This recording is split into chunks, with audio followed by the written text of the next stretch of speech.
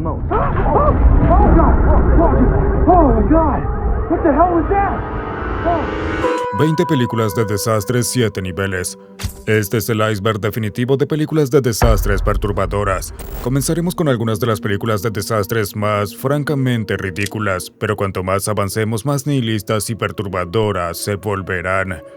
Empecemos por la punta del iceberg. Nivel 1. 2012. 2009. 2012 sigue a Jackson Curtis, un escritor en apuros que descubre que el mundo se va a acabar cuando los neutrinos solares calienten el núcleo de la Tierra, desestabilizando la corteza del planeta. Los científicos saben muy bien que se avecina una catástrofe, pero los gobiernos deciden mantenerlo en secreto mientras construyen enormes arcas en el Himalaya para salvar a los más ricos. Ahora Jackson debe intentar salvar a su familia mientras el planeta literalmente se desmorona. La escena central de esta película es sin duda la secuencia del terremoto en Los Ángeles. Comienza cuando Jackson llega a la casa de su familia justo cuando un terremoto de magnitud 10.5 sacude la ciudad. De repente el suelo se abre tragándose barrios enteros, y todo el tiempo la familia de Jackson escapa en una limusina. Mejor no profundicemos en eso. Podemos ver cómo Los Ángeles simplemente desaparecen enormes grietas que se abren detrás del auto. Palmas, buzones, autos, cuadras enteras de la ciudad. Todo colapsa dentro de la Tierra como si el planeta se estuviera demorando a sí mismo. El sistema de autopistas colapsa en secciones creando una especie de curso de obstáculos de locura. Obviamente es una gran secuencia de acción para ayudar a vender la película, pero si realmente piensas en lo que está pasando, es horrendo. Hay millones y millones de personas en Los Ángeles y estamos viendo cómo son aniquiladas. No hay esperanza para ninguna de ellas. La película muestra incontables personas corriendo por las calles mientras el suelo se abre bajo sus pies. ¿Cómo podrían tener alguna posibilidad de sobrevivir? La destrucción avanza más rápido de lo que cualquier humano puede correr y la escala es tan inmensa que una respuesta de emergencia tradicional sería completamente inútil. Uno simplemente sabe que al final de este desastre Los Ángeles habrá desaparecido completamente del mapa. La película puede no ser perfecta, pero realmente muestra a personas comunes enfrentando probabilidades imposibles. En esa situación todos estaríamos condenados y la película no intenta ocultarlo. Vemos a padres abrazando a sus hijos mientras los edificios colapsan a su alrededor o a conductores abandonando sus autos solo para ser tragados por el pavimento que se fractura. Esto es un desastre natural y la dirección de Roland Emmerich deja muy clara la aleatoriedad de la supervivencia. Algunas personas escapan por pura suerte mientras que otras mueren a pesar de hacer todo lo posible. Todo es pura suerte. Pero también es un recordatorio sombrío de que estaríamos jodidos si algo así realmente llegara a suceder. Twister, 1996. La película Twister sigue a un grupo de cazadores de tormentas liderados por la meteoróloga Jo Harding mientras recorren Oklahoma tratando de desplegar un revolucionario dispositivo de investigación de tornados llamado Dorothy. La historia sigue a Joe y a su esposo separado, Bill, mientras persiguen una serie de tornados cada vez más violentos, compitiendo contra un equipo rival encabezado por Jonas Miller, financiado por su corporación. Pero por supuesto, lo que empieza como una misión científica se convierte en una búsqueda personal para Joe, quien intenta comprender la fuerza que destruyó a su familia. Hollywood. La película comienza en 1969 con una escena que establece cuán formidables pueden ser estas tormentas.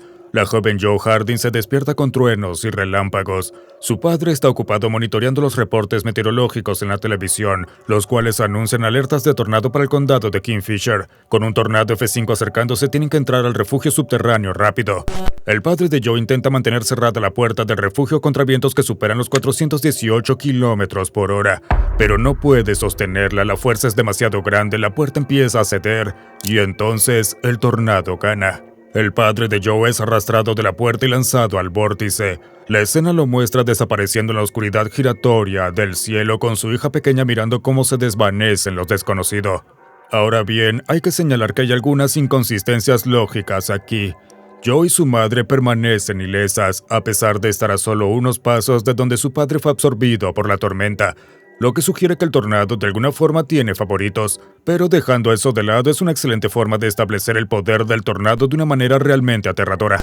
Desde ese momento, ese trauma infantil se convierte en la obsesión adulta de Joe, impulsada por la necesidad de entender qué fue lo que se llevó a su padre. El dispositivo Dorothy representa su intento de explorar el interior de los tornados y recopilar datos que podrían evitar tragedias similares. Su investigación se convierte en una forma de venganza contra la fuerza que destruyó a su familia. Bien, hay quien argumenta que los tornados en esta película parecen estar persiguiendo deliberadamente a los personajes como si tuvieran un elemento sobrenatural extraño. Véanlo así, destruyen edificios, voltean vehículos y lanzan escombros que de alguna manera llega a sentirse muy dirigida. Pero la fuerza de la tormenta como villano nunca se ignora. El clima en realidad da miedo precisamente por su poder. Y en realidad, ver a un adulto ser arrastrado por una tormenta es muy perturbador. La aventura del Poseidón, 1972. La película La aventura del Poseidón de 1972 comienza cuando el SS Poseidon se voltea completamente en la víspera de Año Nuevo, después de que una ola gigante de 27 metros golpea este envejecido crucero de lujo. El barco queda completamente al revés, atrapando a los pasajeros en un mundo invertido. El techo es ahora el piso es ahora el techo y muchas personas están a punto de morir. Un pequeño grupo de sobrevivientes sigue al reverendo Frank Scott, un ministro poco convencional quien cree que su única oportunidad de escape es subir a través del casco del barco hasta llegar a la parte más delgada, donde los equipos de rescate podrían cortar para sacarlos. La alternativa es quedarse en el salón de baile esperando ayuda, pero entonces explosiones sacuden la embarcación y el agua de mar inunda el espacio ahogando a todos los que permanecen allí, así que no es una buena opción. A partir de ahí, la película somete a sus personajes a destinos cada vez más trágicos. Acres, el sobrecargo del barco, cae a su muerte durante una explosión mientras trepa por una escalera en un túnel de servicio. Belle Rosen, una mujer mayor que alguna vez fue nadadora campeona, se lanza a un pasillo inundado para salvar al reverendo Scott cuando se queda atrapado bajo el agua. Y lo logra, pero inmediatamente sufre un ataque cardíaco fatal, muriendo en los brazos de Scott mientras su esposo Manny observa sin poder hacer nada. Al final, el grupo de sobrevivientes llega a su último obstáculo. Una tubería de vapor rota bloquea el camino hacia la sala del eje de la hélice, expulsando vapor hirviendo que hace imposible pasar. Scott, exhausto y lleno de furia, pierde el control y comienza a gritar contra Dios, acusándolo de ponerlos en esta situación y de no ayudarlos. Salta a través del aceite en llamas para llegar a la válvula de vapor agarrando la rueda al rojo vivo con sus propias manos. El vapor lo quema mientras se aferra, girando la válvula y gritando a Dios, exigiendo ser sacrificado para salvar a los demás. Scott logra cerrar el flujo de vapor, despejando el camino para el resto, pero no puede volver a ponerse a salvo. Le dice a los sobrevivientes que sí pueden lograrlo. Le pide a Rogo que los guíe y luego suelta deliberadamente la rueda ardiente, dejando que su cuerpo caiga en el tanque de aceite en llamas debajo, desapareciendo en el fuego que ya ha consumido a tantos otros. De seguro hay algún tipo de metáfora religiosa por ahí.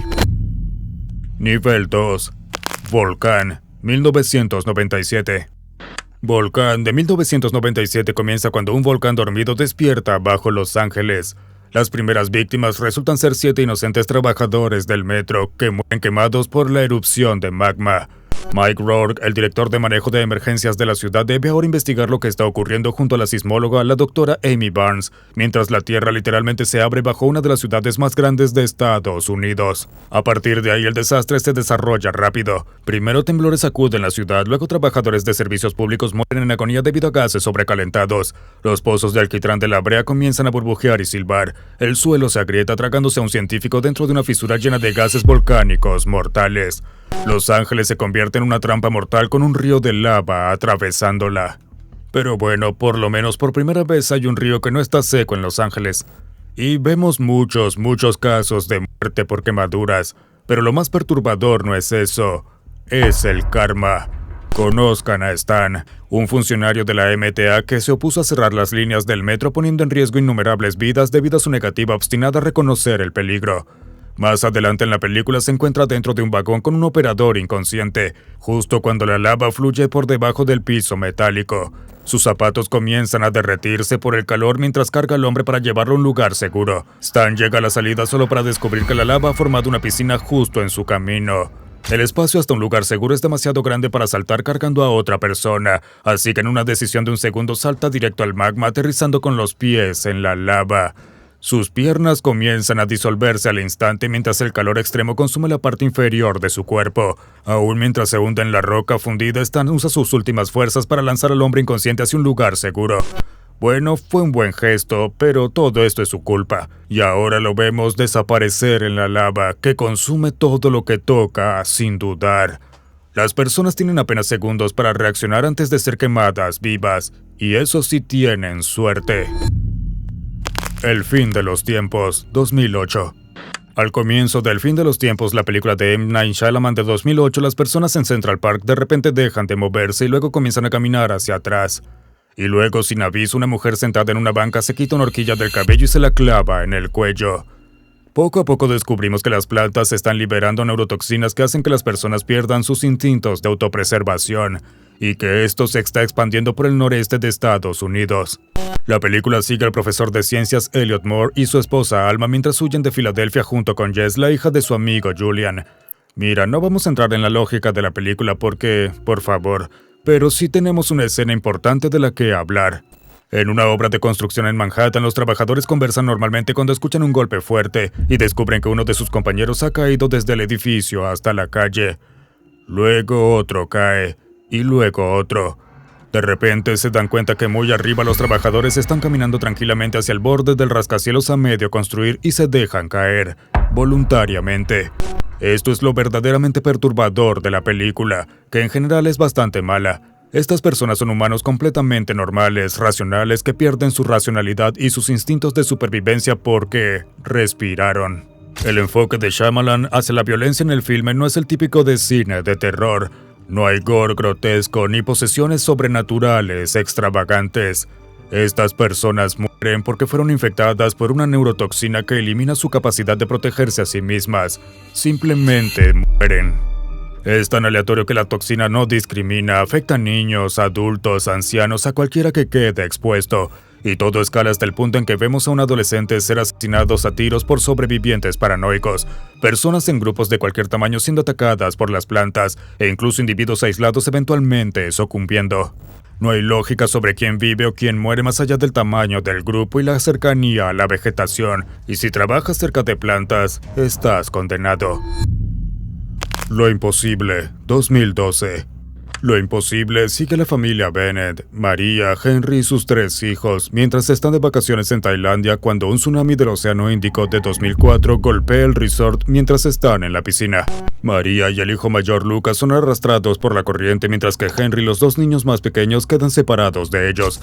Todos sabemos lo que ocurrió durante este trágico evento real, pero la película nos coloca directamente en esa situación donde el agua llega como una masa turbulenta de escombros que arrasa con absolutamente todo.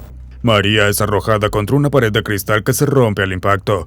Queda inmediatamente sumergida revolcándose bajo el agua turbia y marrón llena de objetos, incluyendo una rama de árbol que se clava en su pecho. La parte trasera de su pierna se desgarra con los escombros, dejando una herida abierta con la piel colgando. Pero lo más perturbador ocurre después de que logra salir a la superficie. Ha tragado enormes cantidades de agua contaminada llena de materia orgánica. La película la muestra tosiendo lo que parecen ser lianas y desechos, un material espeso y fibroso que debe jalar desde su garganta mientras Lucas la observa horrorizado. La escena dura tanto que se vuelve dolorosa de ver, y lo más inquietante es que es muy real.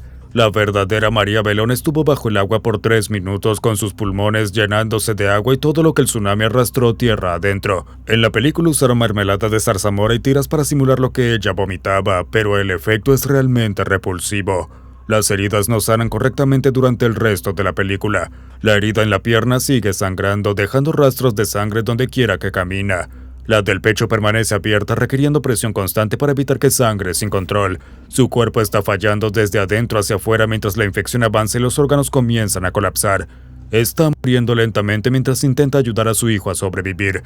Hay 1000 razones por las que esta película es tan perturbadora y emotiva, pero el hecho de que esto realmente ocurrió de esta manera es posiblemente lo más incómodo e inquietante de todo.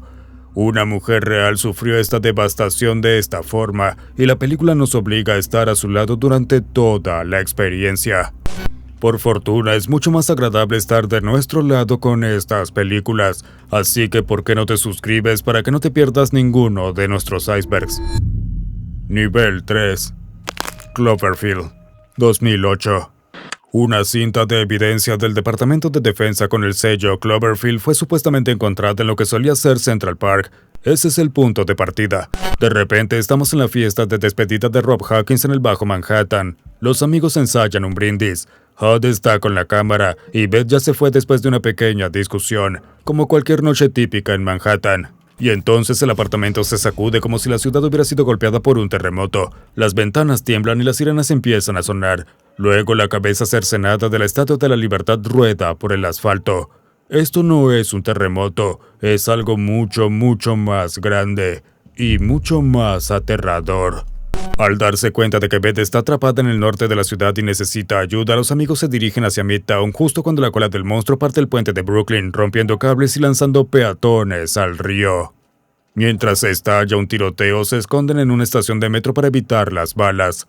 En ese túnel oscuro, Hud activa la visión nocturna de la cámara y revela docenas de parásitos parecidos a cangrejos adheridos al techo, con patas que se retuercen a centímetros de sus cabezas, y luego caen. Es una escena magistral, pero uno casi no nota el momento en que Marlena es mordida por uno de ellos. Dentro de un hospital de campaña improvisado con láminas plásticas, la piel de Marlena se vuelve grisácea. Al darse cuenta de que fue mordida, los médicos y soldados la llevan apresuradamente detrás de una cortina, y luego solo vemos su silueta, que crece y crece hasta que... ¡boom! Solo quedan botas donde antes estaba su torso. Eso es mucho peor que la típica película de monstruos, ¿no? Rob sigue adelante hasta que el grupo llega al edificio derrumbado donde está Beth. Ata sábanas formando un arnés improvisado, la saca de una varilla de acero y corren para evacuar. Desde el helicóptero ven cómo el ejército lanza artillería contra la criatura, pero no logran matarla. En los momentos finales de la cinta vemos a Hud siendo víctima del monstruo. Así que supongo que es un final feliz. Sinceramente, el estreno de Cloverfield fue una obra maestra de marketing, pero lo que permanece con los espectadores es la cercanía implacable a los personajes, al monstruo, a todo. Es una de las pocas películas de metraje encontrado que se siente real, especialmente cuando todo se va al infierno. Niños del Hombre, 2006. 27 años en el futuro, no ha nacido un solo niño en 18 años. El mundo se ha derrumbado en violencia y desesperación, con Gran Bretaña sobreviviendo como la última nación funcional transformada en un estado policial donde los refugiados son cazados, enjaulados y ejecutados. La persona más joven del planeta muere a los 18 años, apuñalada en Buenos Aires por negarse a dar un autógrafo. Este es el mundo de Niños del Hombre, una película que elimina toda esperanza y revela algo mucho más perturbador que cualquier desastre natural: la capacidad de crueldad de la humanidad. La historia sigue a Theo Faron, un exactivista convertido en burócrata cínico que se ve envuelto en la misión de escoltar a una joven refugiada llamada Key hacia un lugar seguro. Pero Key está embarazada, la primera mujer en concebir en casi 2 décadas. Y lamentablemente diversas facciones solo ven a su hijo no nacido como una herramienta, no como una vida. Los rebeldes Fishes planean usar al bebé como símbolo político. El gobierno probablemente lo explotaría como propaganda. Incluso quienes afirman ayudarla la ven como un recipiente del futuro de la humanidad, no como una joven asustada. En este mundo la gente común es la que hace el mal. La película explora cómo las sociedades tratan a sus miembros más vulnerables. Vemos a refugiados siendo llevados en autobuses como ganado, con sus rostros manchados de ceniza y sangre. Visten ropa rota y ensangrentada que cuenta la historia de su viaje antes de llegar a fronteras británicas. Son reflejo de la brutalidad del mundo real hacia los inmigrantes. El trayecto hacia el campo de refugiados de Bexhill expone lo peor de la humanidad. A través de las ventanas del autobús vemos personas enjauladas, desnudas, alineadas para ser ejecutadas y guardias que las torturan con perros. El campo se asemeja a un campo de concentración con fosas comunes y piras funerarias al aire libre donde queman cuerpos. El mensaje que los refugiados escuchan al ingresar dice: no apoye el terrorismo, estamos aquí para ayudarle. Eso, por supuesto, es un ejemplo perfecto de cómo los regímenes autoritarios disfrazan la violencia como protección y etiquetan a los enemigos políticos como el problema. Ahora Theo y Key deben atravesar el campo en medio de una rebelión violenta. Mientras avanzan por la zona de guerra, soldados y refugiados combaten brutalmente, con edificios colapsando a su alrededor. La cámara los sigue a través de estos pasillos llenos de violencia, con sangre salpicando en la lente. Eso fue un accidente durante la filmación que Cuarón decidió conservar, pero sinceramente es una genialidad. Nos obliga a ver la violencia a través de una perspectiva literalmente manchada de sangre. Niños del Hombre impacta porque entiende que los peores desastres suelen ser causados por el ser humano. La película no necesita terremotos ni invasiones alienígenas para crear horror. Le basta con mostrar lo que ocurre cuando el miedo supera la compasión y el instinto de supervivencia aplasta la moral. Snowpiercer, 2013. Snowpiercer comienza 17 años después de que un experimento de geoingeniería climática salió terriblemente mal, congelando por completo la Tierra y acabando con casi toda la vida. Los sobrevivientes ahora viven en un enorme tren que da la vuelta al mundo en un circuito sin fin, impulsado por lo que se dice que es un motor de movimiento perpetuo. El tren funciona como un ecosistema cerrado con un sistema de clases muy rígido. Los ricos viven con lujos en los vagones delanteros, mientras que los pobres están hacinados en la parte trasera, sobreviviendo a base de barras de proteína que parecen gelatina oscura. Curtis Everett lidera una rebelión desde el final del tren, luchando vagón por vagón hacia el motor. Pero lo que empieza como una película de acción sobre la lucha de clases se convierte en algo mucho más perturbador, a medida que la historia revela hasta dónde puede llegar el ser humano por sobrevivir. El propio tren se convierte en un personaje central. Cada vagón que cruzan Curtis y su grupo revela nuevos horrores, escenas cada vez más extrañas y perturbadoras. Eventualmente Curtis se derrumba y confiesa lo que ocurrió en esos primeros y desesperados meses después de abordar el tren. Las barras de proteína no siempre estuvieron disponibles. Antes de que los soldados de Wilford trajeran ese alimento, 1000 personas estaban atrapadas en la sección trasera del tren sin comida ni agua. Después de un mes no tuvieron opción. Comenzaron a comerse los más débiles. Curtis revela que sabe la carne humana y que los bebés saben mejor. You know what I hate about myself? I know what people taste like. I know that babies taste best. No es una confesión fácil de digerir. Cuenta la historia de una mujer escondida con su bebé cuando unos hombres armados con cuchillos la encontraron. Mataron a la mujer y estaban a punto de llevarse al bebé cuando un anciano dio un paso al frente y pidió el cuchillo. Todos pensaron que él mismo mataría al bebé, pero en lugar de eso se cortó el brazo y lo ofreció al grupo hambriento diciendo: «Cómanse esto si tienen tanta hambre. Coman esto pero dejen al bebé en paz». Ese único gesto detuvo la violencia. Otras personas en la sección trasera comenzaron a cortarse sus propias extremidades para alimentar a los demás. Abrazaron la bondad y la generosidad, la igualdad. Ese bebé era Edgar, el joven compañero de Curtis durante la película. Curtis fue uno de los hombres con cuchillo dispuesto a comerse al infante, y el anciano era Gillian, quien luego se convirtió en su mentor. Curtis cargaba con el peso de saber que mató a la madre de Edgar y estuvo a punto de comérselo. Las barras de proteína llegaron un mes después, pero para entonces el daño psicológico ya estaba hecho. Curtis había probado la carne humana y había aprendido a odiarse por ello. Ahora solo intentaba redimirse.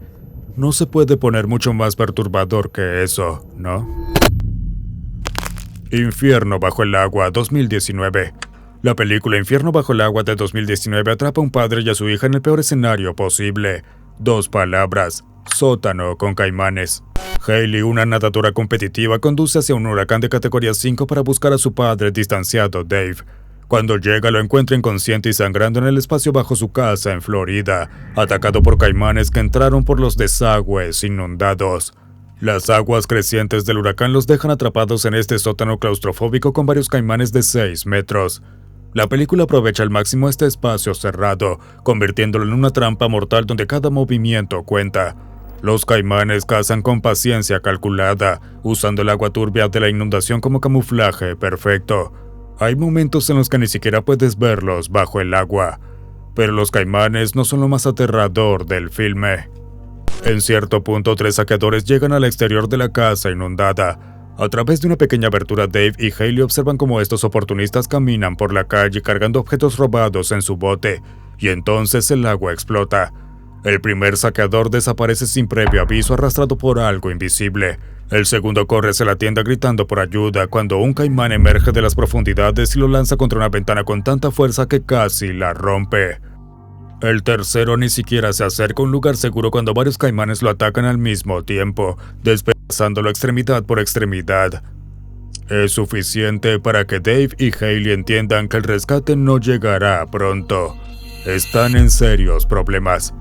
Esta escena funciona porque muestra cuán rápido se derrumba el orden en estas situaciones. Claro, estos ladrones no eran víctimas indefensas, creían entender lo que estaba pasando, pero este no era su territorio. Los caimanes dominaban por completo este mundo inundado, convirtiendo a los humanos en presas con eficiencia brutal.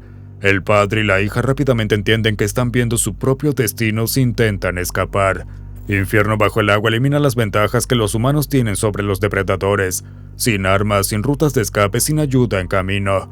Solo 2 personas heridas compartiendo un espacio cada vez más pequeño con máquinas perfectas de matar, que han convertido su vecindario en un territorio de caza. La película entiende que el verdadero terror viene de estar completamente superado, aunque ponerlos en un sótano inundado con caimanes definitivamente ayuda. Nivel 4. Doomsday, el día del juicio, 2008.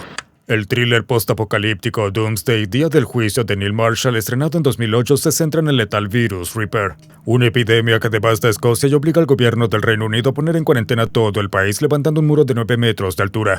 27 años después, cuando el virus reaparece en Londres, la mayor Eden Sinclair lidera un equipo hacia la zona de cuarentena para encontrar al Dr. Kane, un científico que podría tener la cura. Pero una vez que el equipo de Sinclair cruza el muro hacia Glasgow, se encuentra con sobrevivientes que han retrocedido a un estado de salvajismo tribal. La película divide a estos sobrevivientes en 2 grupos distintos: caballeros medievales bajo el mando del tiránico Dr. Kane y caníbales punk liderados por el psicótico Sol. La banda de Sol representa el elemento más perturbador de la película. Este grupo ha convertido el acto de consumir carne humana en un espectáculo grotesco. Sol actúa como maestro de ceremonias desquiciado, dando discursos a sus seguidores mientras mujeres semidesnudas bailan a su alrededor. Su declaración al público resume la lógica retorcida de su dominio. Quien cruce su ciudad será capturado, cocinado y devorado. Por supuesto, el equipo de Sinclair es capturado por los caníbales de Sol y el Dr. Talbot, uno de los médicos del equipo, se convierte en el centro de su festín ritual. Talbot, cubierto de sangre tras una golpiza, es amarrado a una estructura metálica y llevado a una arena llena de espectadores que vitorean. Lo bajan sobre una fosa que se enciende debajo de él, quemándole el rostro mientras sus gritos resuenan por todo el coliseo. Una vez muertos, los caníbales comienzan a cortar trozos de su cuerpo quemado, empezando por la cabeza, y reparten la carne cocida entre ellos. En un momento, un caníbal desliza un plato de carne humana hacia la prisionera Sinclair y le dice con total naturalidad: si tienes hambre, ¿por qué no pruebas un pedazo de tu amigo? If you're hungry, why not try a piece of your friend? Es tan exagerado y teatral que es imposible no sentirse perturbado. Los vítores y aplausos de los caníbales transforman el acto en entretenimiento y no en el horror que realmente es. La película está cargada de imágenes gráficas, decapitaciones, cuerpos aplastados por vehículos y víctimas del virus Reaper con la piel burbujeante y derretida mientras vomitan sangre. El mensaje es claro: tenemos que enfrentar lo que está ocurriendo sin escapatoria. El mundo ha sido corrompido no solo por el virus, sino por sus propios impulsos enfermizos y siniestros. 70 minutos para huir, 1988. 70 minutos para huir comienza cuando Harry Washelow pierde su cita con Julie Peters porque su despertador no sonó.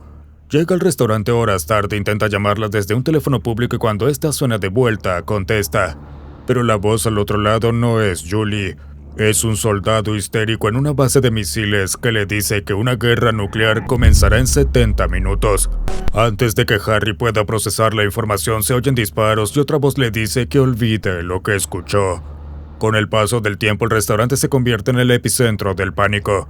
Harry comete el error de contarle a los demás comensales y una mujer de negocios llamada Landa confirma a través de contactos en Washington que los políticos están huyendo al hemisferio sur. Los demás deciden alquilar un avión privado a la Antártida, pero Harry los abandona para ir a buscar a Julie. Lo que sigue no es una típica acumulación de tensión de una película de desastres. El film transcurre en tiempo real mientras Los Ángeles se transforma en una zona de guerra solo por rumores sin evidencia concreta. La desesperada búsqueda de Julie por parte de Harry se convierte en el catalizador del colapso de la ciudad, provocando accidentalmente varias muertes y dejándolo profundamente afectado por sus errores. En una gasolinera, Harry se encuentra con Wilson, un ladrón de estéreos de autos que queda atrapado en esta pesadilla en desarrollo. Wilson intenta pagar la gasolina con mercadería robada, ofreciendo objetos del maletero de su auto, pero la policía los rodea y rápidamente asume que Wilson está robando la estación. El enfrentamiento termina con él muerto a tiros y su cuerpo aplastado bajo una llanta. El pánico que Harry desató se viraliza en un sentido pre-internet. Al final de la película está sobre una camioneta de reparto observando autos estrellados, ciudadanos amotinados y caos general. Todo antes de que se confirme el lanzamiento de un solo misil. Y todo porque atendió una llamada telefónica. Es una película que muestra cuán rápido se desmorona la sociedad organizada bajo una presión seria, cómo la policía abandona sus puestos cuando la crisis se intensifica y cómo las personas comunes se vuelven depredadores. Las armas nucleares no son la verdadera amenaza, es el miedo. Viven, 1993. La película Viven de Frank Marshall te deja en medio de los Andes junto a un equipo de rugby uruguayo, cuyo avión se estrella contra una montaña nevada el 13 de octubre de 1972. El fuselaje se desliza por la ladera matando a varios pasajeros al instante, mientras que otros sobreviven con huesos rotos y heridas internas.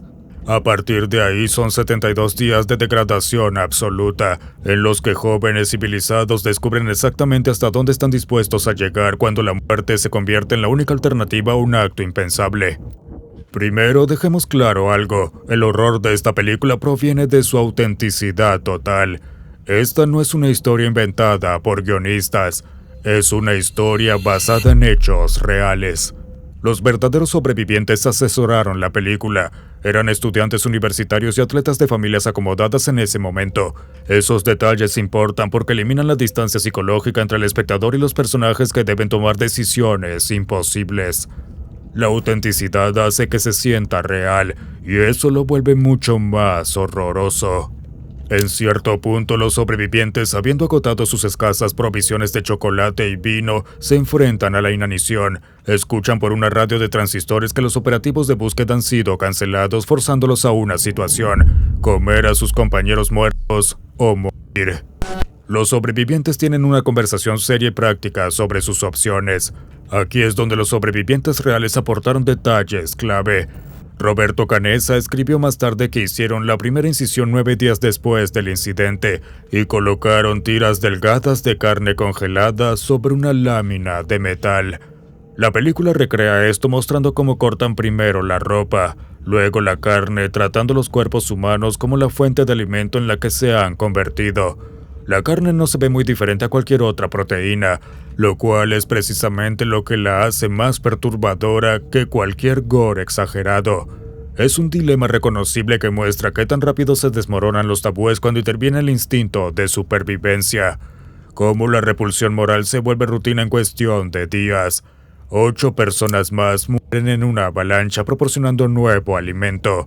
Gradualmente los sobrevivientes establecen un sistema, una fila para repartir porciones. Se vuelve tan cotidiano que estos jóvenes se adaptan a su nueva realidad sin perder por completo su humanidad, lo que vuelve el canibalismo aún más inquietante que si se hubieran convertido en monstruos. Siguen siendo reconocibles como personas que toman decisiones racionales en circunstancias imposibles. Formaron una pequeña sociedad basada en comerse unos a otros. Nivel 5. The Last Survivors, 2014.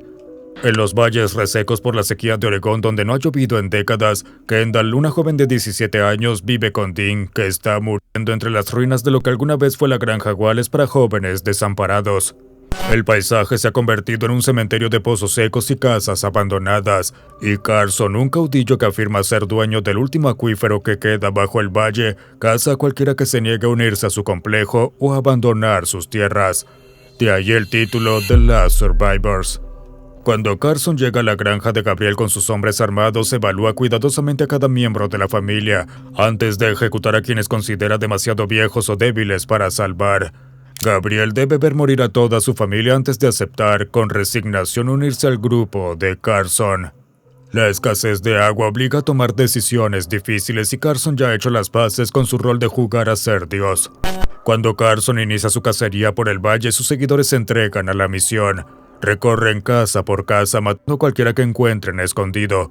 Las personas son ejecutadas a quemarropa con sangre salpicando las paredes, pero la cámara se mantiene a distancia enfatizando que esto no es impactante, es simplemente parte de su rutina diaria. El grupo de Carson incluye jóvenes reclutados o forzados a formar parte de su operación. Después de todo, cuando la sociedad colapsa, la línea entre protector y depredador deja de existir, y los niños se convierten tanto en víctimas como en partícipes de la violencia. La película normaliza toda esta violencia como algo inevitable. No hay espacio real para dilemas morales ni culpa por sus actos, porque simplemente hace lo que deben hacer para sobrevivir un día más. Kendall pasa de ser una figura protectora de hermana a una asesina experta capaz de degollar enemigos y disparar contra varios atacantes sin mostrar trauma emocional, igual que lo hacían los niños.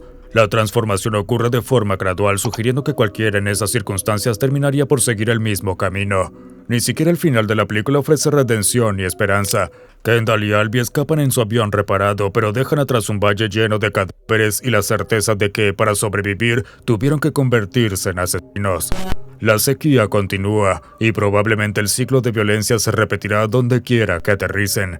Ese es el precio de convertirse en los últimos sobrevivientes. Metro, 2013.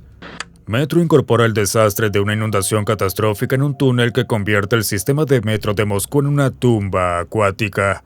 La película sigue al cirujano Andrei Garin y a su joven hija Xenia mientras abordan un tren subterráneo en lo que parece ser un viaje de rutina, sin saber que fallas estructurales bajo el río Moscova pronto desatarán torrentes de agua dentro del envejecido sistema de túneles. Cuando el techo del túnel cede, el tren descarrila violentamente aplastando a los pasajeros contra ventanas y estructuras metálicas, lanzando cuerpos por los vagones mientras el agua comienza a entrar de forma imparable. Los pasajeros que sobreviven al choque enfrentan el riesgo de electrocución, ya que el túnel inundado se convierte en una trampa eléctrica mortal, dejando cadáveres flotando en el agua que sigue subiendo. Estas personas comunes quedan atrapadas en una pesadilla subterránea sin salida. El enemigo es el agua, pero no se le puede vencer. Los personajes lo saben y por eso la película logra eliminar toda pretensión heroica. No hay sacrificios nobles porque no pueden. En su lugar entran en pánico, se pelean entre sí, toman decisiones desesperadas, hacen todo menos lo heroico. El empresario Konstantinov, que al principio ayuda a otros, casi se ahoga cuando estallan tensiones entre él y Karin. Incluso los intentos de rescate se vuelven horribles cuando los sobrevivientes descubren que las salidas de emergencia no llevan a ningún lado. Pero luego llega lo peor. Michael, un mensajero aterrorizado, se niega a entrar por un estrecho pasaje de mantenimiento con los otros sobrevivientes. Su miedo paralizante lo deja inmóvil justo cuando un vagón suelto rueda hacia él. La cámara capta sus últimos momentos, sus gritos resonando en el túnel mientras toneladas de metal lo aplastan contra la pared y luego el agua lo rodea. Su muerte no es rápida ni misericordiosa, dura justo lo suficiente para que el espectador experimente su agonía. No hay descanso, el agua nunca deja de subir, arrastrando a los sobrevivientes de nuevo a las zonas inundadas justo cuando están por alcanzar la seguridad. Los equipos de rescate en la superficie asumen que todos se han ahogado al ver las paredes del búnker completamente anegadas. De hecho, el ritmo implacable de la película refleja el avance constante del agua. No hay tiempo para procesar un horror antes de que llegue el siguiente. Se siente prácticamente en tiempo real porque realmente se percibe el estrés de la situación a medida que se desarrolla. El último camino, 2009. El último camino comienza con la imagen de un hombre y su hijo caminando a través de un paisaje calcinado donde todo ha muerto. Kilómetros de tierra cubierta de ceniza, árboles ennegrecidos que parecen huesos y un cielo que no ha visto el sol en años. Viggo Mortensen interpreta al padre, cuyo nombre nunca conocemos, y Cody Smith McPhee es su hijo. Empujan un carrito de supermercado lleno de sus únicas pertenencias por carreteras vacías que parecen conducir a ninguna parte. La película no nos dice qué fue lo que ocurrió en el mundo, pero tampoco es necesario. Lo único que debemos saber es que algo grande y terrible pasó, algo que acabó con casi toda la vida en la Tierra. El padre y el hijo se dirigen hacia el sur, hacia la costa, con la esperanza de encontrar algo de calor o tal vez otros sobrevivientes.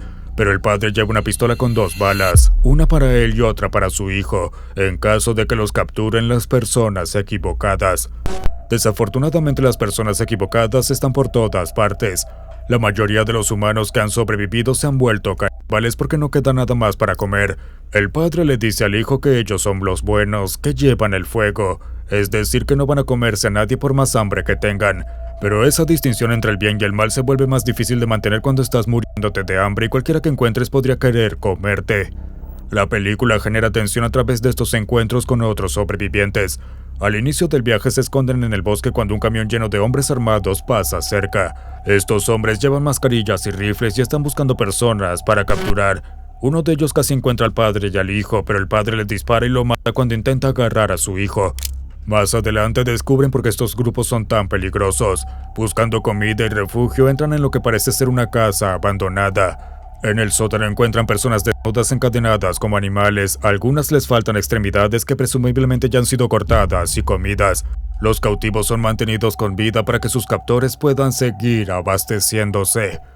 Estos prisioneros han sido convertidos básicamente en ganado humano, reducidos a hacer carne que sus captores cosechan poco a poco. La escena muestra cuán profundamente se ha degradado la humanidad. Los prisioneros miran al padre y al hijo con desesperada esperanza, pero no hay nada que ellos puedan hacer para ayudarlos. Y aunque no lo creas, el director John Hillcoat eliminó varias escenas del libro que habrían sido aún más perturbadoras. Lo que queda en la película quizás es más inquietante porque se enfoca en el impacto psicológico más que en la violencia gráfica. El filme no ofrece respuestas fáciles ni esperanza. Cuando el padre muere cerca del final, su hijo es encontrado por otra familia que dice ser buena también. Pero no sabemos si realmente lo son, o si van a sobrevivir más que los demás. En un mundo donde la civilización se ha desmoronado por completo, la diferencia entre el bien y el mal se vuelve un lujo que pocos pueden permitirse. Nivel 6. Aftershock, 2012. Aftershock sigue a tres amigos, el turista estadounidense gringo Ariel y el adinerado Pollo, mientras disfrutan la vida nocturna en Chile. Durante una salida conocen en un club en Santiago a tres mujeres, las hermanas húngaras Mónica y Kylie y su amiga rusa Irina. El grupo se dirige a Valparaíso para lo que debería ser otra noche de fiesta y baile, pero las cosas salen mal. Un terremoto ocurre a las 3:34 am mientras están en un club subterráneo lleno de gente, haciendo que el edificio colapse sobre ellos, aplastando a personas bajo los escombros. Logran escapar por un túnel junto a una señora de limpieza, quien muere al instante tras ser atropellada por un camión al salir a la superficie. Lo que el director Nicolás López comprendió sobre el terremoto de Chile en 2010 es que el desastre natural fue solo el inicio del caos. Cuando una prisión cercana colapsa durante los temblores, peligrosos reos escapan y se apoderan de las calles, transformando esta película de desastre en algo mucho más perturbador, mientras los prisioneros comienzan a aterrorizar a los sobrevivientes. No hay presencia policial, y los convictos se hacen pasar por rescatistas, lo que vuelve imposible distinguir entre ayuda y peligro. Se desplazan por las calles devastadas en grupo, cazando a los más vulnerables. Irina se separa del grupo y es capturada por el líder de la banda de prisioneros, quien la somete a actos inimaginables mientras sus compañeros observan y se ríen. Ella está completamente indefensa y obligada a sufrir. Cuando Gringo se da cuenta de lo que está pasando, intenta intervenir. El líder de los convictos responde rociándolo con gasolina y prendiéndole fuego, matándolo mientras continúa lastimando a Irina. A partir de ahí, los prisioneros en fuga siguen persiguiendo y matando a los sobrevivientes, sin mostrar ningún remordimiento ni señales de que la justicia vaya a llegar para rescatarlos. El desastre natural simplemente crea las condiciones para horrores aún peores provocados por los humanos. Los convictos no están interesados en robar o pelear. Quieren dañar y destruir todo lo que encuentran. La naturaleza hará lo que tiene que hacer, pero los verdaderos monstruos son los humanos. Nivel 7. Pandora, 2016. La película surcoreana de desastres Pandora de 2016 narra los eventos catastróficos que ocurren en un pequeño pueblo cuando un terremoto daña la envejecida planta nuclear Hambyul. La historia se centra en Jae-hyuk, un trabajador de la planta que ya ha perdido a su padre y a su hermano en accidentes anteriores en la misma instalación. Cuando ocurre el terremoto, el reactor se sobrecalienta y los antiguos sistemas de seguridad fallan. Como era de esperarse, la respuesta del gobierno es caótica e ineficaz, con funcionarios debatiendo si evacuar a los residentes mientras la situación se deteriora con rapidez. Antes de que puedan tomar una decisión, el edificio del reactor explota, matando a la mayoría de los trabajadores y provocando una fusión nuclear. La película muestra las consecuencias inmediatas mientras la radiación se esparce por el pueblo y los residentes comienzan a enfermarse por la exposición. Los Centros para el Control de Enfermedades de Corea ponen en cuarentena a los sobrevivientes en un centro de evacuación, pero lo que ocurre después revela el verdadero horror del abandono institucional. Cuando sale a la luz evidencia de que el reactor ha explotado, el KCDC bloquea las señales de internet y encierra a los evacuados dentro del centro. El personal médico, excepto una enfermera novata, abandona por completo el pueblo. Ahora los residentes atrapados quedan condenados a morir lentamente por la exposición a la radiación sin ventilación adecuada, comida ni agua. La radiación comienza a envenenar lentamente a las personas desde adentro. El pánico se propaga al darse cuenta de que no están siendo rescatados, están siendo abandonados. Poco a poco todos comienzan a entender que los funcionarios están priorizando controlar la información por encima de salvar vidas. Tratan a los habitantes del pueblo como daños colaterales desechables, no como seres humanos. El centro de evacuación se convierte en una prisión para las personas indeseables con las que no quieren lidiar. Aquellos que parecían saludables horas antes comienzan a colapsar cuando la radiación destruye sus órganos internos. La película no se guarda nada en mostrar el deterioro físico de los personajes. El horror psicológico iguala al físico cuando las personas se dan cuenta de que han sido deliberadamente dejadas a morir. Los vómitos y hemorragias empeoran hasta que Jeong-jo y algunos residentes logran escapar apoderándose de unos autobuses, pero muchos no sobreviven.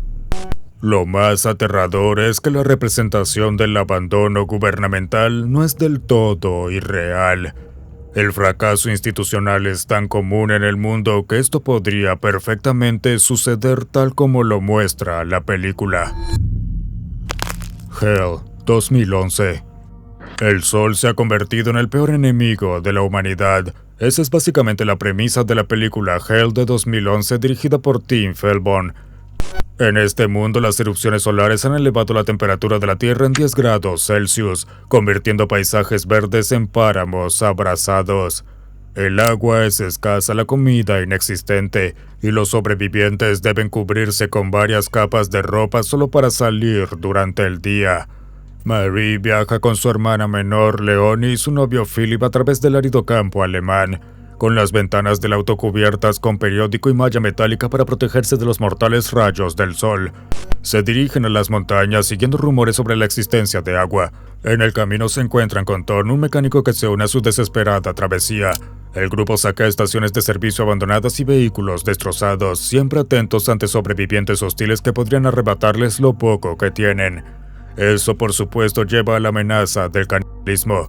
El grupo cae en una trampa tendida por una familia granjera que ha transformado su propiedad en un matadero humano. Y Marie y Leonie son las siguientes víctimas. Para esa familia, ellas ya no son personas, son simplemente otra fuente de proteína en un mundo donde la comida tradicional ha desaparecido. Para ejecutar a Philip, la familia utiliza una pistola de perno cautivo, una herramienta típicamente usada para sacrificar ganado en los mataderos. Él ya no es un ser humano, no hay ceremonia ni emoción. Marie y Leonie se ven obligadas a presenciar todo, observando cómo alguien que aman es reducido a un pedazo de carne. De alguna manera, la familia ni siquiera es retratada como malvada.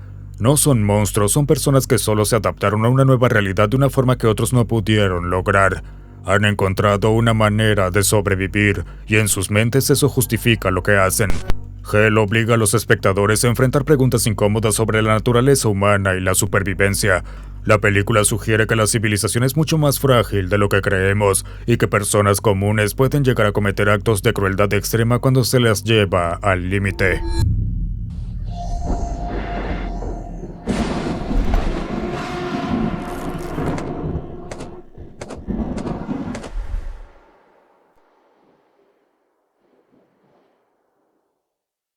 Si aún tienes ganas de otro iceberg de películas, ¿por qué no echas un vistazo a este video sobre las películas de horror corporal más perturbadoras?